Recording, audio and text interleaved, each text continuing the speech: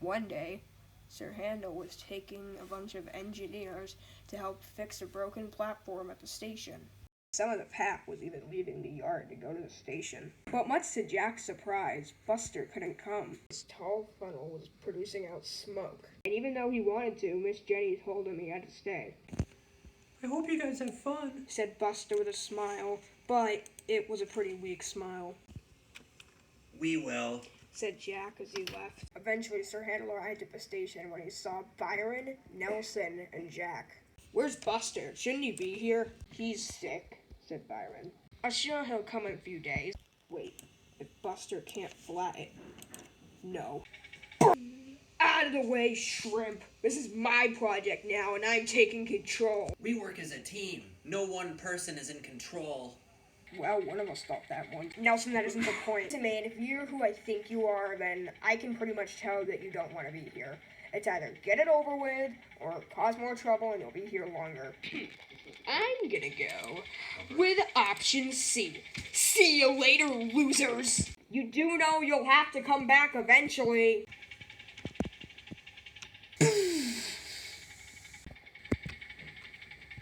That was easier than I thought. Come back! Right now! Wow, Sir Handel. I didn't think anything could top that time you almost fell off a cliff, and Duke of all people saved you. But this might top it. And he was the oldest engine on the railway. That really said something about you, huh? For God's sake, I just want some respect. Well, maybe if you respected us, we'd respect you. I already tried that. Sure. If you want some respect, Handel, you might need to signify something to earn it. Like, A tender, said Leo proudly. Those who have tenders are always the most respected. So I've heard. Leo and Peter Sam weren't serious, but these were starting to float in Sir Handel's head. Rusty noticed, though, and decided to join in. You know, Duke has a tender, but I'm sure you'd be too scared to steal it from him. Or Bertram, said Peter Sam. Scaredy cat! I am not. All right, then go do it. You know what? Maybe if it gets you all to shut up, I just might. But I'll do it in the middle of the night. You can't tell anyone what I'm doing. Leo, Peter Sam, and Rusty watched as Sir Handel was out of sight. Their trick had worked. Meanwhile, Duke and Bertram in the evening were at their shed, unaware about what was going to happen. So, I heard the pack are done with the station. Does it look good? Yes, it does.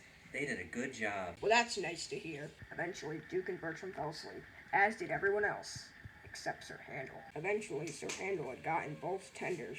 Take that, he said with a grin. The next day, Duke and Bertram awoke, only to realize that they had oddly swapped places in the shed. How'd that happen? Asked Duke. I don't know, but does something else feel different to you? I'm not sure, but I'm gonna go get my train.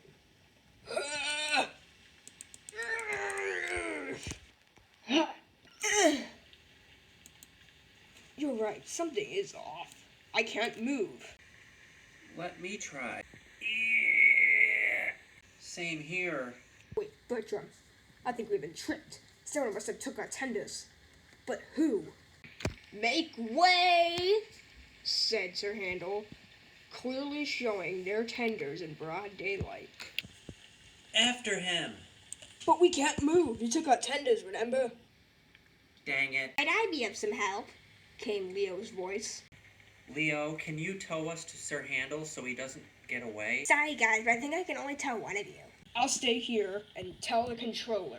You two go after Sir Handel. Alright, let's go. Meanwhile, Sir Handel was enjoying himself. The tenders were almost derailed, and so was he, but he didn't care.